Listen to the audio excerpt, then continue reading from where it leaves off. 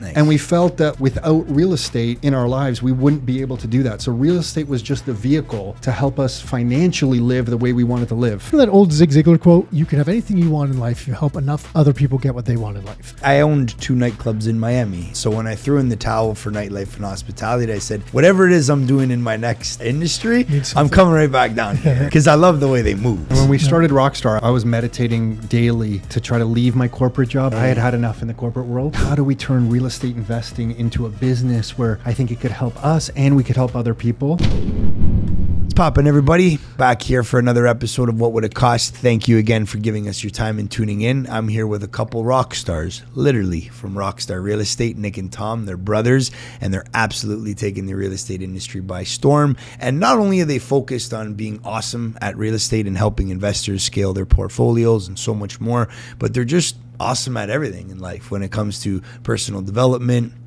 AI, finding different marketplaces that are kicking a lot of butt, and so much more. And feeling very grateful that you guys would give us the time today. As we started the episode off saying, you guys have a lot of moving parts, and I'm sure this wasn't easy to do, but thank you for gracing us with your presence. Yeah, thanks, Nick. Appreciate it, man. Very much.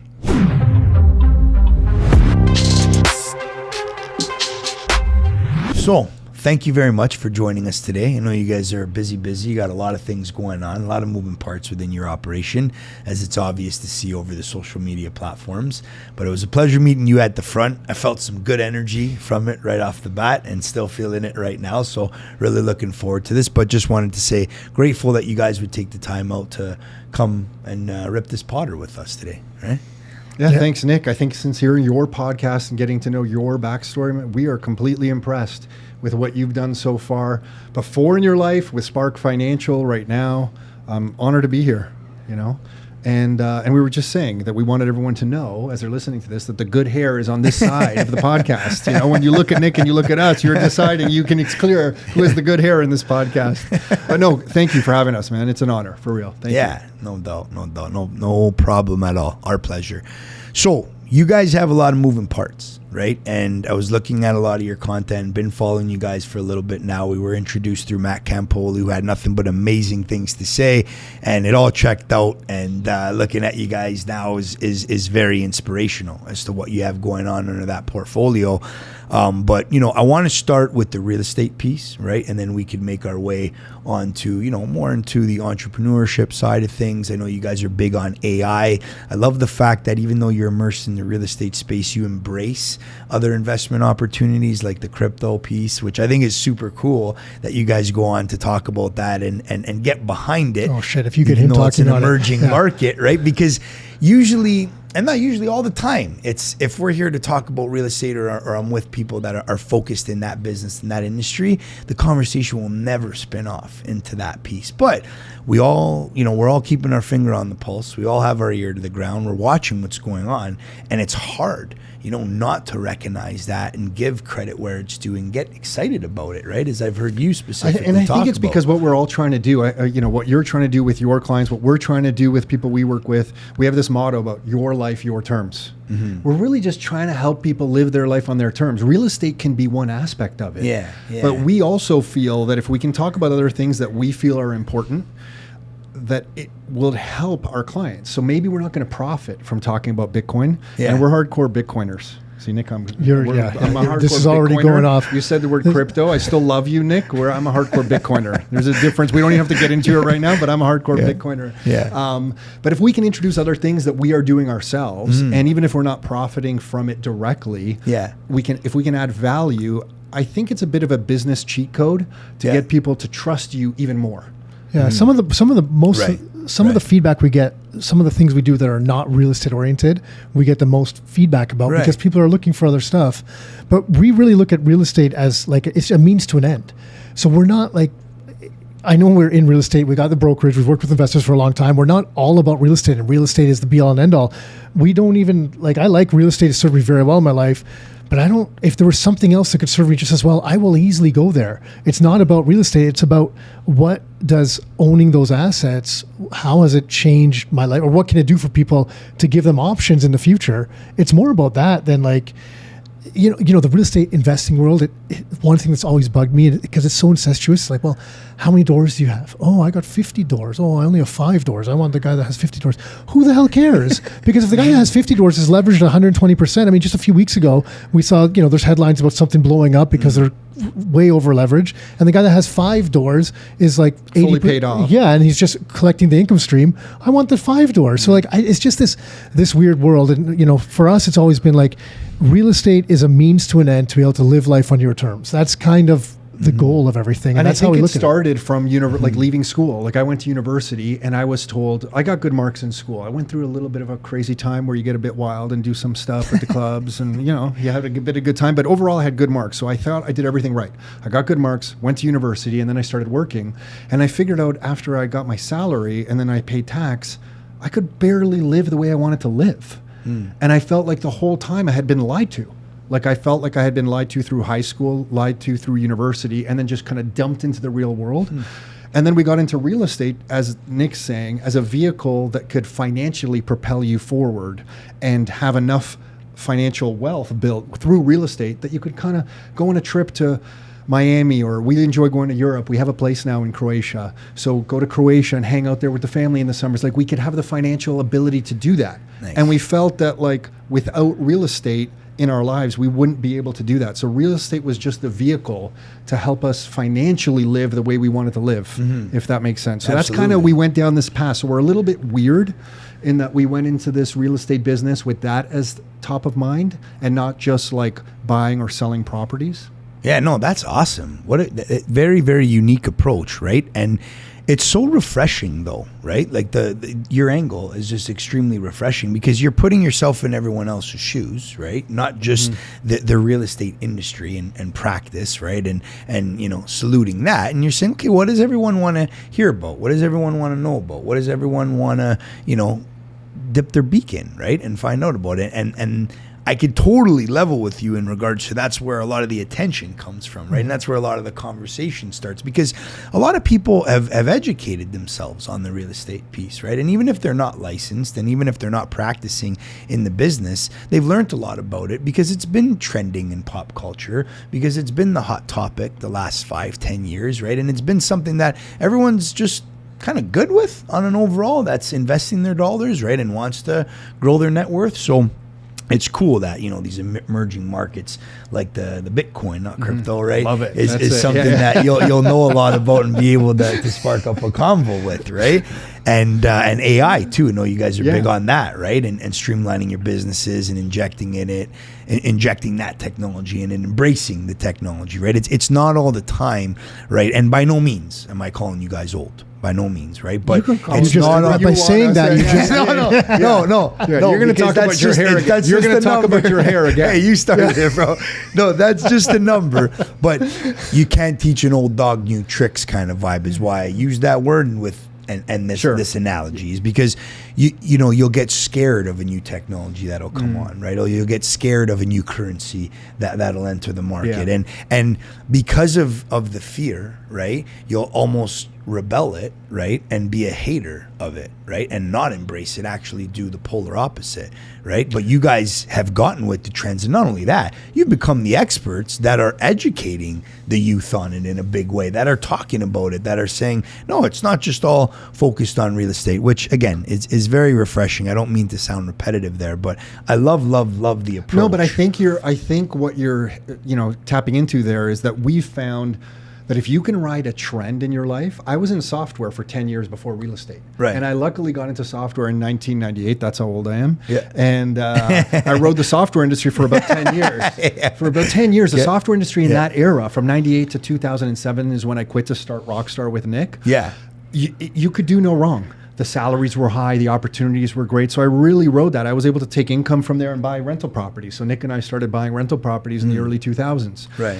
And then we rode the low interest rate trend of the, like you're saying, the last 15 years. Right. Interest rates dropped, real estate took off. Yeah. So the reason that we're looking at things like AI and Bitcoin, we're trying to identify if those are the next great trends in all our lives. Right. Because if they are, right, and we can understand what role we can play, how we can participate in those trends, they can propel us forward faster. Absolutely. And if we can, through our own education, we're trying to share with other people, almost to test our own hypothesis. Yeah. Like, hey, here's what we're thinking. We'll put it out on social media and a podcast. And then if Nick shoots back at us and maybe attacks us, not in a bad way, but throws us back something to think about, it tests us so we can propel our thinking forward faster. Yeah. If that makes sense. 100%. And you say it very, just like passive. Well, congratulations on your 20,000 followers on Instagram. Oh yeah, thank you. You say it very passively, like it's easy to just throw it on Instagram and on your podcast. But even things like that, right? You guys having a rock star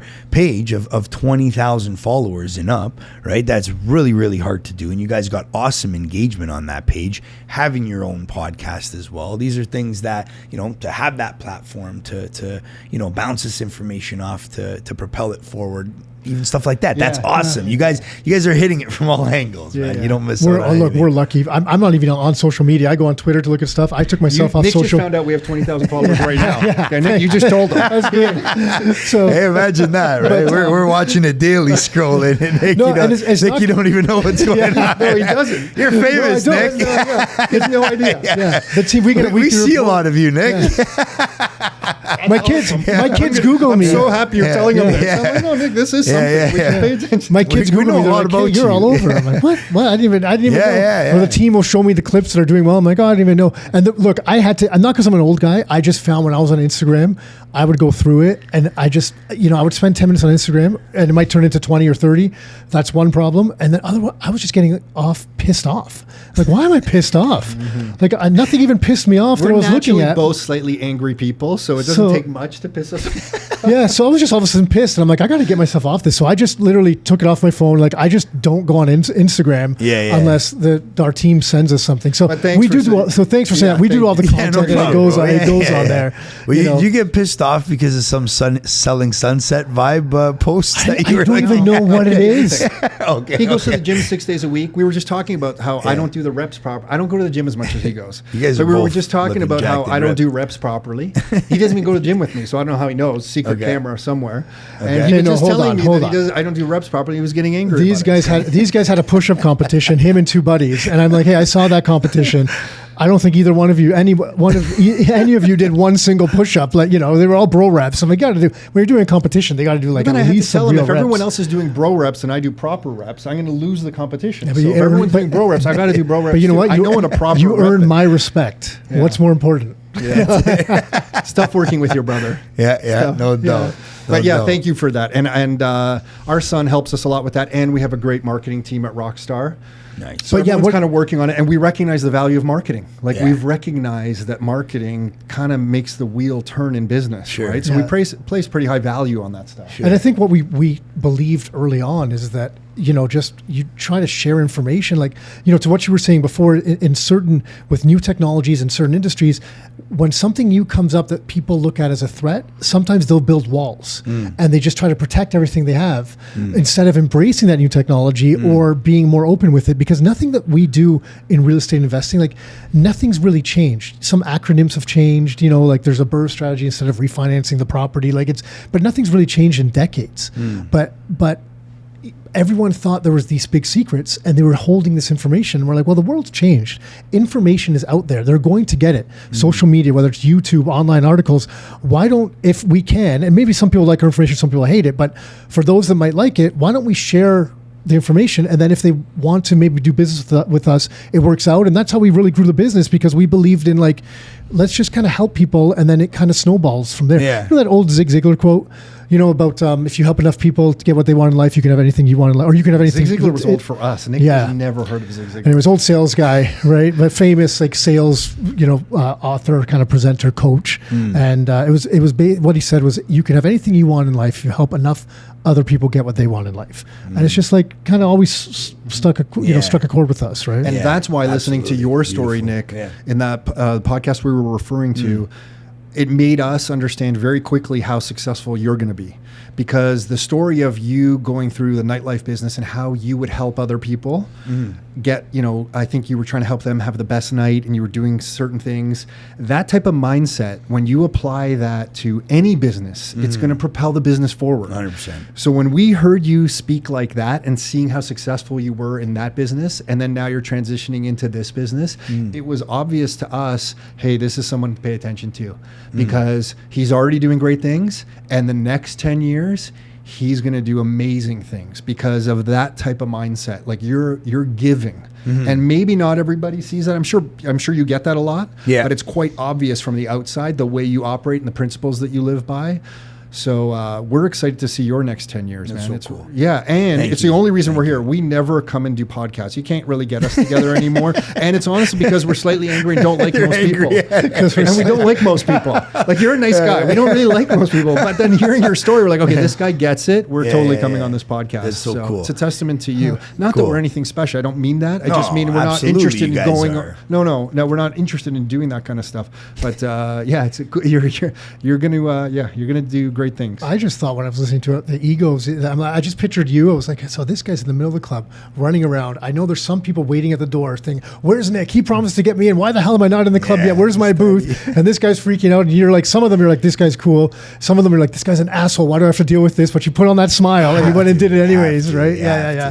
That's an interesting world, man. Yeah. Thank you so much for the words too. It means a lot coming from guys like yourselves, right? Who are so successful and have, just, again, such a cool approach, and I feel the energy, man. You guys are amazing. So thank you. That means the world to me. Yeah, no problem. Really appreciate it. And so now looking at, the social media platform and you guys having the podcast and you guys having a very diverse way of, approaching the real estate industry, the Toronto market, right? Is it something I've seen you guys do some work out in Florida? Right, and you guys take a crew out in Florida. There, we right? just started. You were touring properties in Florida. Like, nobody's done that from Toronto. And when I seen that, and you guys shooting some content in and around it to go check out these different properties, right, and have the investors. No, I know. We did. Yeah. Have the investors understand, like what's going on in this market. Like, for me, that's massive too, because you're not just staying within the area that you can call home and that's your own backyard. You're venturing out and you're going to look onto other marketplaces that could provide these investors a better cap rate, that could provide these investors, better equity appreciation as the years go on. That, is a solution for what we're finding to be, a really big problem in this market, right? The product here, in a big way, the juice is worth the squeeze in other markets a lot more than it is here. So talk to us a little bit about that, how you'll go that far into these other markets to bring good product for your investors. And again, to go back on your point, that's you really looking out for them and having their back, right? Because it's easy to sell what we have here and what we know, but is it the right thing, based on where the market's at? Yeah, I think the market here has changed a lot for sure. So we wanted to look elsewhere. We've always had demand to look elsewhere. And one of our big things was just look at, it's more about the team and having the team there. And now that we felt more comfortable going down there because, over the years, we've seen tons of people investing in different parts of the US, and a lot of them will get burned because they're just looking at numbers. But almost more important than the numbers on a property is what's going to be done with that property, or who's the team managing and taking care of it for you. And I think that's what kind of made us most comfortable more comfortable going down there. And a lot of this market's changed a lot, and interest rates have made it harder. We still see some good opportunities with the right types of properties. But it's not like the days when, everyone was just throwing darts. You could buy a property, refinance it 6 months later and pocket $50,000. Like, it's not like that anymore. But I think one thing that we've seen a growing trend of as well is there was a number of investors that wanted alternatives outside of the country because they're getting a little bit discouraged with where Canada is. So they're like, hey, I want to take some of my capital and I want to start building some options outside of Canada. And that's probably more of a driving force than people think. Like it's not, it's that I would say it's probably more of a driving force than just like the numbers on the properties that we're seeing today. Because more people are like, hey, I want assets other places, because if I want to pull the plug on Canada for whatever reason, because I don't like the direction it's going, I want some other option set up for myself. Absolutely, and you guys providing that and having feet on the ground down there and really going hard with it is awesome. And I think it's because we're looking at it too for ourselves, right? We're like, we want some US dollar exposure. If you're a Canadian that's building up some net worth, you want exposure to another currency that doesn't lose its value as much as the Canadian dollar. We looked at some of the Canadian money supply. So M2 is the Canadian money supply that's kind of broadly reported, and Canada will create much more money every year, new currency units every year, than the US. So our dollar loses value faster than the American dollar. So if I'm just smart with money and my net worth, and everything I have is denominated in Canadian dollars, I might want to start getting some exposure to US dollars. Right? So your point is completely accurate. Like, there's opportunities are changing in Ontario and Canada. It's always, changing, and there are some great opportunities in Florida, but it's also in US dollars. Yeah. So we're getting some exposure to the US dollar down there, and that's pretty meaningful as well. Yeah. So it's kind of like the team, the property. We finally found somebody who we really trust, like Nick's saying. So the team is great down there. The properties are great that they're dealing with. The eviction process is great. The eviction process freaked us out. It's not 6 months, 6 or 7 months. It's favorable to the investor. Right? It's favorable to the investor, right? Well, you feel like you're not so handcuffed, right? Yeah, and even ours is, if they could ever fix this backlog, like anything, I get jaded. I'm angry apparently, but because I'm like, I get pissed because everything the government touches, they totally screw up. So we have this big backlog in the LTB, right? And then so like, even if someone should be evicted for and they would normally be under our normal process, there's this backlog that they can't fix at 6-7 months. It's kind of ridiculous. It's actually comical at this point. When we told them down there our process and where it's at because of the backlogs, they literally they were like blown away, shocked, and started laughing at us. Yeah, in Florida it's 45 days hard stop. They can get somebody out. Yeah. And to us that's just completely shocking. Yeah. Right? And the cash for keys down there was $200. So if anyone's not familiar with that, a lot of landlords will offer cash to get a tenant out of their property. And here in Ontario, it can be, people get offered quite high amounts to get somebody out of their property. But down there, because they know it's a 45-day hard stop, they're giving $200 on a cash for keys situation to a tenant. The tenant will leave because the tenant knows after 45 days they're likely going to get out anyway. So, it just, for all these reasons, it at least warrants some investigation. Absolutely. And I know you guys are you're going down to Florida and you have connections down there. We have 2 operating brokerages there. Oh, you do? So sorry. I didn't even 2 offices. Yeah. Oh, awesome. Yeah, awesome. We're in Lauderdale.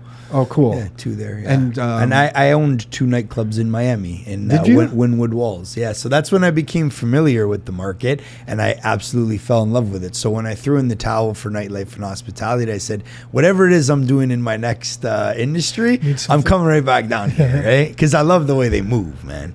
It's awesome. Yeah, and just the sunshine outside. It's a great place. Oh, so that's cool. I didn't realize that. That's awesome. Yeah. So that's going to continue to be a big part of your future. Massive. Yeah, I believe in the growth. I love that state. The tax laws are awesome, right? The density's there, right? And like you said, the action. Like, I mean, if you're in business, like there's just action there. There's all sorts of stuff going on. Yeah. So it's just a different. Well, I mean, I don't know the size of the Florida economy. I'd be interested. It's probably not that different than the Canadian economy. Their population's 22 mil. Yeah. So right? Is that what it is? We're 37 as a country here. They're 22 mil. Yeah. So they're dense, man. It's whatever you want to do down there is 10x, right? Yeah. And then you go down with like that good old, Canadian mindset in regards to us having that hustle and bustle on the entrepreneurial side of things. They look at us like we got ADHD down there. They're like, chill, man, like don't worry, right? But because we gotta grind so much over here, we gotta make a buck. They're just like, they're all making money there, and they're getting their sunshine, seasonal depression. You're making me look bad. Yeah, they're kind of like, bro, relax, man, but it works is what I'm saying, right? And then to go to your point, like some of the things that I tell them about, what our cap rates here, what the tax laws are, what happens with the capital gain side of things, they look at me like I'm lying. Like, what the hell would you be doing business for then, right? And, that's where it's just 2 different worlds. So whenever we're on the plane ride back, we feel like, refreshed, you know, and we feel like, whoa, we got to get back out there. We got to keep, you know, pushing the buck forward on those operations because the juice is worth the squeeze so much more. And I just think it's another big trend like we were talking about earlier. Like just at the gym, I was talking to an 18-year-old who listens to some different real estate podcasts, and he was mentioning that he wants to get down into the U.S. So like there's a young generation in Canada, like yourself, and even younger. And if I look at my son, like Aiden talks about it too. Like, hey, you know what? Maybe I'll end up down in Florida doing some stuff. And when we were growing up, you didn't really hear that quite as often. It was more just people going to retire, had a vacation property, go to Disney World, maybe if you were lucky. But now you're actively hearing people say, hey, you know, I want to be down there. You're already ahead of the curve. You're setting up offices down there. I mean, to me, that's a trend. So good for you. So why do you guys think that is, though? Do you think it's because people are able to see more stuff now via social media and that type of thing? So they see some sort of lifestyle. They're like, well, the sun looks better than the clouds or the snow, right? Or is it because there's not opportunity here? Like, what is driving that? If you see that as a growing trend, or if you're looking at doing more stuff down there, what's driving that? Is it Canada in the perception of Canada in the decline, or is it just easier access to seeing other opportunities elsewhere now? Loaded question, but a lot of contributing factors. I think a lot of people have lost faith in our government here. Tax laws are wild. Seasonal depression is a real thing. The way the boys boogie down there and the amount of money that's down there, there's room for growth exponentially, you know, in a lot of ways. Not to say that there isn't here, but they're big thinkers down there, and there's a lot more money there. There's so many things that are sexy about it. Yes, the beaches, the sun. Miami's the most vibrant, you know, nightlife culture, arguably worldwide. Whenever you have a lot of, you know, AAA celebrities that are living there and that are frequenting there on their vacations and whatnot, then the whole globe tends to look into it. So a lot of foreign money coming in from Dubai and other places. This is great to know. I like to go on the beach and read a book. It's popping. I'm just going to tell people I know Nick. They're like, do you go to the clubs? No, but I know Nick, and he tells me these clubs here are crazy, but I'm going to read my book on the beach. I go to bed at 9 p.m. When you're in Miami, I can hang with you till 12, no problem. After that, you're asleep. Nick, tell me, I don't know, take a picture, have some fun. Or maybe don't take a picture. But and this young guy, what he said was the cost of houses. He's like, you know, for $400,000, I can really get a beautiful home in Florida. This guy, he was 18, and this is what he's sharing. So I think some of that is they're just looking at the price. Cost of entry in Orlando is if you look at me, when we got married, when Carol and I got married, we first lived with my father for a little bit to save some money. Then we bought our first Mattamy home, 4-bedroom, 2-car garage in Mississauga for $268,000. Wow. I thought it was a ripoff. 4-bedroom. I didn't even want to buy it. Carol's like, we have to move out of your father's home. I'm like, really? This is a great gig. You know, we're not paying too much. We can save. She's like, we're moving. And I'm like, okay, yes, you know, we're moving. And I signed the papers. And I remember thinking I got ripped off. I think I even told the sales guy, some guy's got to buy at the top of the market. Might as well be me. You know, signing the papers at $268,000 because my friends had just bought one for $225,000, like, you know, a year before. $268,000. Wow. And so just times are so different, right? And I think Florida's kind of presenting that for the younger generation. They can go down there, get a property, and kind of build a life off it. Yeah, because cost of entry is crazy now with these assets averaging out at what they are, right? $700,000-$800,000 for the GTA, right? And that's cheap, right? If you guys are liking this episode, please don't forget to like and subscribe. We'd really appreciate it. And the reason here it's so hard to get ahead, we just ran these numbers. The compound annual growth rate of Toronto real estate from the year 2000 to 2023 is 7%. Compounded annually. But the money supply in this country grows at exactly 7% compounded from the year 2000 as well. So what that means is if anyone's making money here, their money is getting devalued at 7% a year. They can't get ahead. Yeah. So you can't really afford to get anything because if you're losing 7% a year, if your income isn't going up 7% a year, you're not even keeping even with the game. Yeah. You have to have your net worth or income go up 10%, 15% to have any meaningful financial gains when everything is getting devalued at 7% a year. Right. So it's kind of, I didn't mean to go into M2 money supply. I love No, this is good. This is good. This is such a big point, right? Yeah, it's kind of like you don't even realize it's happening, right? And that's what hurts me. It's chewing away at your net worth, right? And so it's a big point. It's like people are working hard, but they're running on a treadmill. Yeah. You see the numbers on your financial statement or net worth going up, but if you're not outpacing that 7% debasement a year, you're not getting ahead. Absolutely. And where you're right that it diminishes your net worth, but what kind of takes me off about it as well is that people don't talk about is if you look at what's happening to the middle class and how it's being hollowed out, this is the reason. But no one will go back and talk about this. They'll just talk about some sort of government program or maybe greedy investors or something. But like if you really go back, if someone is like, trying to save up for a house and they're growing up in some apartment someplace in Toronto and they're busting their ass and they're working 2 or 3 jobs and they're trying to save up money, but they can't, the assets are being outstripped, the price tag on the assets is being outstripped because of the M2 money supply, then no matter what they save up, they can't get further ahead. So it's keeping people down. Yeah. And then even if you look at the middle class, if you go back 10 years, think of 1,000 people in a room, 500 owned assets, 500 didn't own any assets, same income. Who finishes further ahead?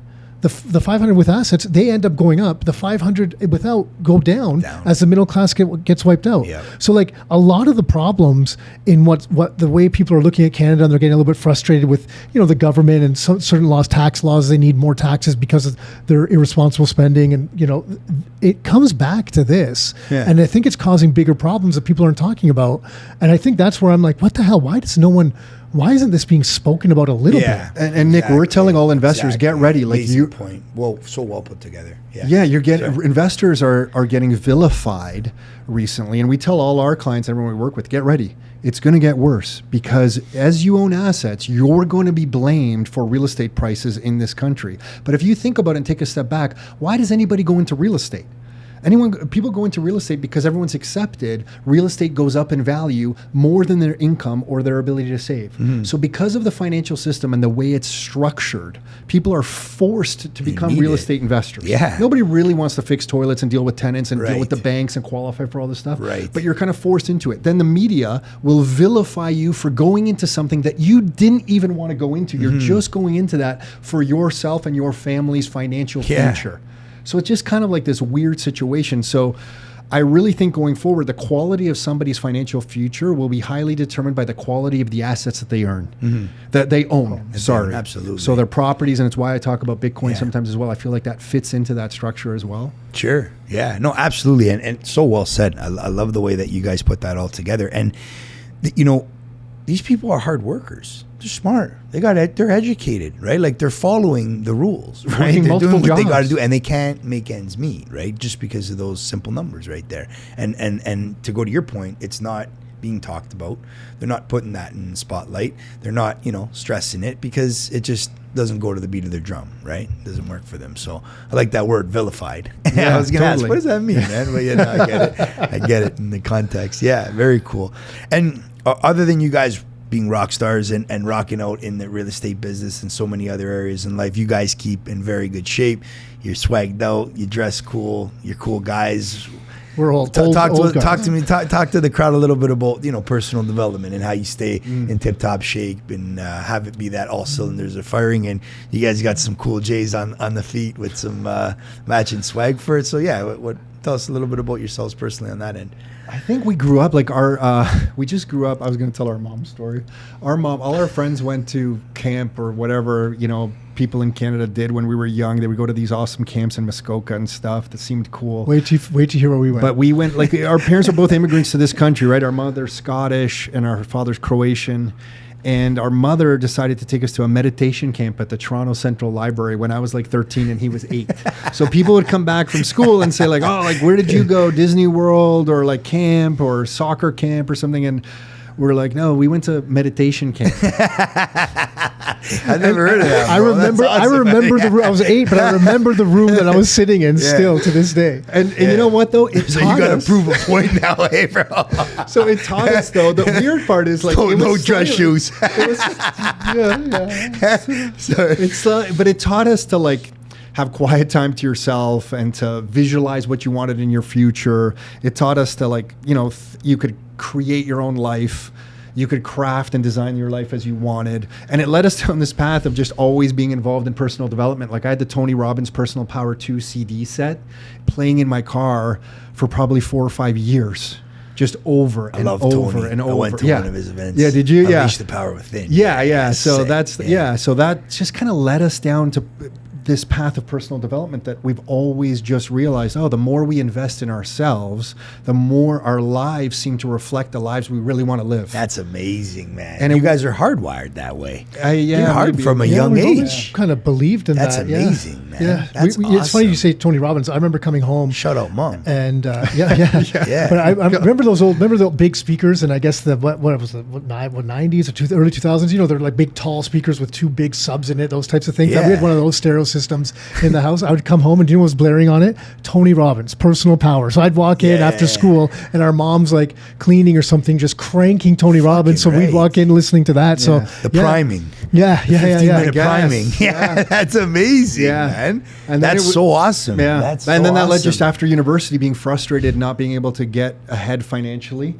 I just started reading personal development books, and then it was just turned into like hundreds, just book after book after book on like, how does life work? How do you set goals? Like, how does this all work? Why did I go to school? And I'm kind of frustrated with myself and my life, and everything sucks. You know, I felt like I had wasted my life going to university, working a job that I was having nightmares about. I would wake up at my wife, but it was my girlfriend at the time, at her house, like from falling asleep and just be like sweats. And that led me back down the deep kind of rabbit hole of personal development. Wow. And then into real estate. And that's when both of us, it kind of transitioned from personal development into, hey, you want to buy some rental properties together? Because I don't know if we told you this, Nick, our family almost lost everything in the early 90s in real estate because our father had a drywall company. And I listened to it on the podcast. Did you hear that? Okay. It was on a podcast, yeah. So yeah, You know, but no, talk to the... So sorry. our father was flipping properties, making more money off flipping some properties in Mississauga than from his drywall company. And then in 1990, interest rates went up really high. And he sold 2 pre-construction homes just north of Square One in Mississauga and made some good money. But when interest rates moved, he had a 4,400 square foot 3-car garage house he bought for $750,000 on assignment out of the trailer. The sales office was a trailer in on a gravel parking lot. Some guy walks out, that bought the home. My dad bought that paper from him. Wow. You could do that back then. You could assign it on the spot after you bought it back then. This is when some rules changed. That $750,000 home went down to $450,000 in value 4 months later. And that was when 300. Not that 300 grand is not a lot of money now, but back then it was a lot more money, right? We you know, on our parents, like they you know, I didn't know we were going to talk about this, but I think that was the final straw for our parents to separate at that moment, and.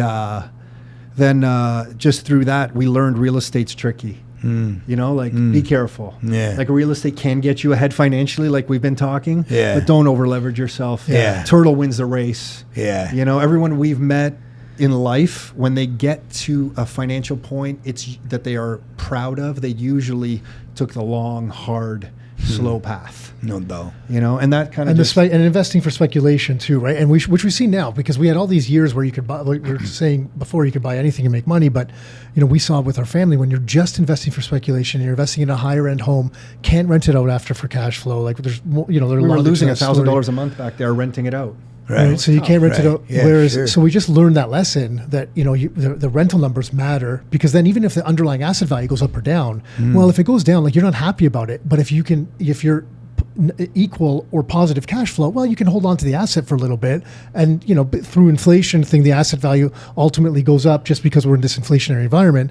So we're just, you know, we looked at that and we're just like, there was a lot of lessons there. So I guess our parents, in some ways, that hardship from our parents served us in being able to do what we've done, you know, because we were able to take those lessons. So I don't know if we're answering your personal development question. No, anyway. very cool. That's awesome. No, I went to you know how everyone's got a defining point in their life, and I remember you shared something that you went through there. You know, you went through something. I was downtown at the the drink, actually, right? Right. So I was at the drink with some friends. We were leaving. I guess I was early 20s, probably at that time, maybe 19, 20, and we were leaving the club, and a buddy of mine kicked an empty water bottle and it rolled and hit a guy that was sitting on the curb, hit his foot. So he got up and wanted to fight. So I stepped in. This guy was a small guy. I stepped in. I'm like, guys, we've had a good night. This is probably whatever, 2 in the morning. I don't know, whatever time it was. I'm like, guys, we've had a good night. Like, let's, like, who cares? Let's just leave. I don't remember what happened. Apparently, I got sucker punched from the side because I was like, I guess I kind of lost I was out for a few seconds. So I don't really remember. But I do remember turning around and we were kind of like running down the street. I'm like, screw this. I'm not running away from anyone. This guy's done. I stop, I turn around. There's a group of like fucking 20 guys following, just chasing us down the street. And I'm like, I'm sprinting down the street. I'm like, fuck that, I'm running. so we're running because there were like three of us. Yeah. And, because in that environment, like I would have been stomped on the ground and God knows, right? Yeah. Anyways, I was in bad shape. My jaw got broken. I had to get that fixed, operation, all that type of stuff. And I'm like, man. The next morning, by the way, he woke me up and said, Tom, can you take me to the dentist? I think I have a loose tooth. We go to the dentist. The only place open on Sunday we could find was up to 400 here. And we get in there and the lady comes out. I'll never forget. She goes, we've already called the hospital. Your brother has a broken jaw. They're waiting for you in emergency. Take him there right now. Fuck. We drove him and they came out. And remember the surgeon said, we have a spot on the surgery table right now. We can reset your jaw, wire it shut for 6 weeks, but you got to tell us right now. Do you remember? Yeah. So they wired his jaw shut. So like, all right, do it. Holy And then I was going to... And I called our parents. Hey, just wanted to give you an update on your son. Yeah. It's on the operating. Wow. So then I'm sitting on the bus going back and forth to college at the time. It was about an hour and a half each way because I rode off my car. I had an Acura Integra at the time I rode off on the QEW. I spun around 3 lanes during rush hour, bounced off the guardrail 3 times, kept spinning. Somehow didn't hit any other cars and ended up on the shoulder. So I was okay. Yeah, like another little miracle, right? Yeah. So then I'm sitting on this bus after a few months after these things happened to me, and I'm like, and you have a lot of time, hour and a half each way, and I'm just thinking about things, and I'm just like, man, this is like, it's like the people I'm around, like why am I in this situation? Like why am I? And I just had to change. Going back to the mindset stuff, it's like that's when I was like, I'm better than this. I need to change, and I had to change some things in my personal life. I had to change who I was, and it just everything from that moment on my life got better. Nice. Everything, like that was the defining moment. You know what I mean? It was just so weird. I just remember those times on the bus and I'm like, fuck man, this isn't me. Yeah. I'm better than this. I gotta move forward from here. And awesome. And then it was all then it was all uphill from you from need there, those moments sometimes. Right? Yeah, right? you Sets you straight. Yeah, you hit that wall. And what are some of the, just for the audience, what are some of the very first things that you did, that you implemented, that really made that massive For me, shift? I had recently started going to the gym. Well, I had recently started. So there are lots of stories, but anyways, I went to Catholic school. So Catholic school at the end was like half grade 12, like half spare, half religion, like for the semester. Yeah. So I had spare. And then I said, well, why am I going to go to religion? Screw that. Like, forget it. Why, I like spare more than religion. So I just never went. And then I was half a credit short of graduating. So I needed a summer school course. This is the same summer I wrote off my car by so and, a real rock star. So I found his brother, by the way, was getting 90s. It was just 2 different worlds. No, my marks were that bad. But so I was like, shit, I guess I did the math wrong. So I found the easiest course so there was a summer school grade 10 equivalent course, weightlifting. I'm like, perfect, I'll take that to graduate. So I just started working out. But then when that happened, is when I doubled down, because that's when my health started getting better. And that's when I started going to, first it was a Gold's Gym. For many years, I was just doing like bodybuilding, regular kind of Gold's Gym stuff, that type of thing. And it started changing. It changed everything. Changed my mentality. It changed my energy. Changed my immune system. Like I'm hooked, right? Like if, depending on my schedule, like I will rework my gym schedule around my schedule to make sure I hit it. Beautiful. And then I guess maybe 10 years ago or so, I started down the CrossFit world because I just needed something else. And then I've been kind of hitting that pretty hard. And then I have to credit him. He dragged me in. I had some health problems. My stomach was bugging me when I turned 40. And he just said, hey, you don't go to the gym. You don't. I was kind of skinny fat, I guess. Like I had a bit of a gut, didn't go to the gym, wasn't eating right. And he corrected me. He's like, hey, just come into the gym, start moving some weights. I think I deadlifted that first day 75 pounds, and my back kind of seized up. And I remember going, oh, Nick, like my back is seizing up. And he looked at how much weight was on the bar, and he said, you don't tell anybody that your back just seized up. And I didn't know, like, this is, I don't know, it's not a lot of weight or whatever, He was just so embarrassed for me. And I was saying, like, oh my gosh, I can't move anything. Yeah. So it was exercise and diet. Don't you dare. Yeah. You don't dare tell Don't tell my anybody. friends. So then I was like stuck in an awkward position, and I couldn't do another rep, and the trainers were looking at me, and I'm like, I don't know what's going on. Get me out of here. But I credit him, and then he pulled me into the diet. world. So you changed your diet And a bunch I changed too, my diet. right? And I don't go nearly as much as him, but I have to thank him. Little brother helped me out big time. Nice. Yeah. Nice. Mm-hmm. The spiritual side of things, you guys tapped in? You guys do some work on that end? Higher power? I don't do too much. I'm more... I'm more, I guess, from our mom and like energy and spiritual side of stuff. Yeah. I'm more along those lines. So, for if you have to picture something like the Avatar movie, how everyone kind of sinks into like the world and there's energy and that. I believe in all that stuff. And I feel like karma is a real thing. I believe in all that stuff. When it comes to like the spiritual side of stuff or like a specific religion or something, it's not my cup of tea exactly. But on the spiritual side and just around the energy side of stuff, I'm more. Not that I do deep work on that type of stuff, but that's where my mind goes when I think that type of thing. Nice, that's awesome. And when we started Rockstar, I was meditating daily to try to leave my corporate job. I couldn't figure out how to leave my corporate job because I was going to punch people in the head. Like I had had enough in the corporate world. Yeah. And I was meditating and visualizing daily on how to start my own business. And so every morning before my family would get up, I'd get up early, meditate, journal, and try to come up with this idea of like, how do we turn real estate investing into a business where I think it could help us and we could help other people. Yeah. So for me, the quiet time alone in the morning is really where I personally do my best planning and try to kind of craft my life. And whenever I get away, whenever life is not treating me the way I think or whenever I'm a bit incongruent, I always try to go back there. Like wake up in the mornings, have quiet time to myself, just think about my life, try to plan, write some notes, visualize things. It just kind of resets me. Very cool. So from a spiritual side, and I think that comes from our mom and that kind of stuff. But it's a pretty important part. Nice. That's special, man. And I wanted to ask you guys, because you guys really know what you're talking about on everything all across the board, but the AI space as well, right? I've watched a lot of your stuff that has to do with that and how I know it's a loaded question, right? But how you've leveraged the technology, right? And embraced it and had it be that it helps your business out, right? And what you have to say to the young entrepreneurs and audience watching in regards to maybe even where to just get started with it all, right? And how to understand it.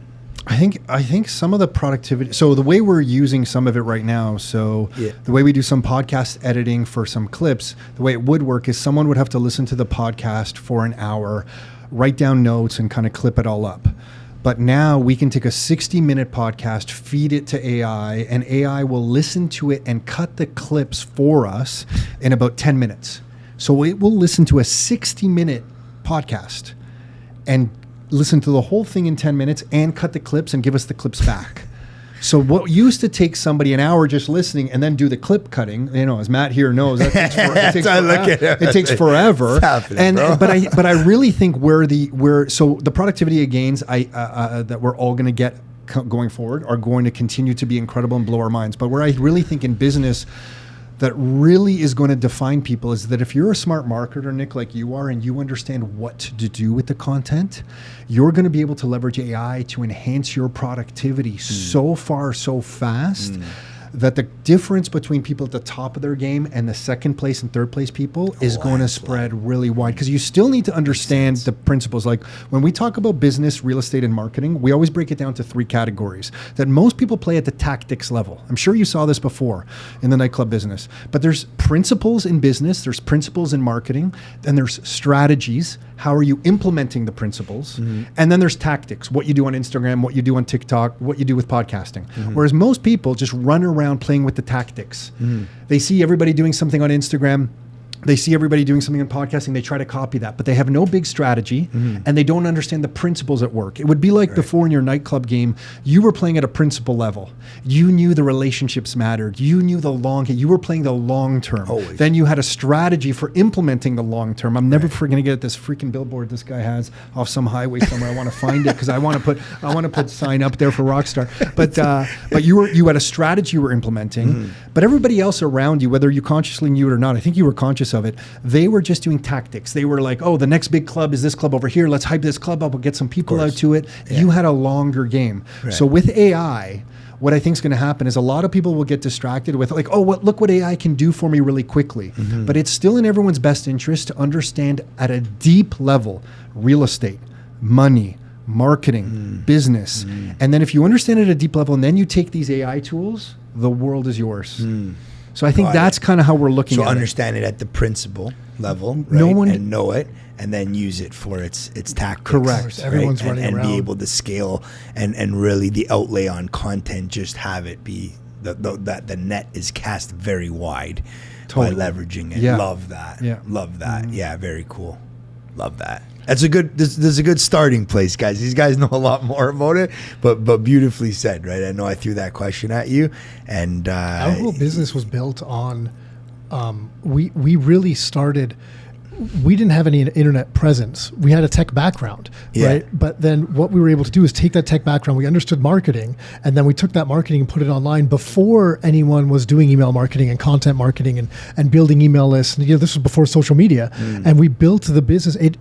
It really helped us because we were able to just add that on to the principles that we already understood. It helped us be able to build the business online before anyone was able to do that. So just like anyone that's looking at AI now, if you understand the principles, you can then use whatever technology you have while other people are running from it because they're scared it's going to take their jobs or whatever the case may be. You can use it to do whatever you want to do.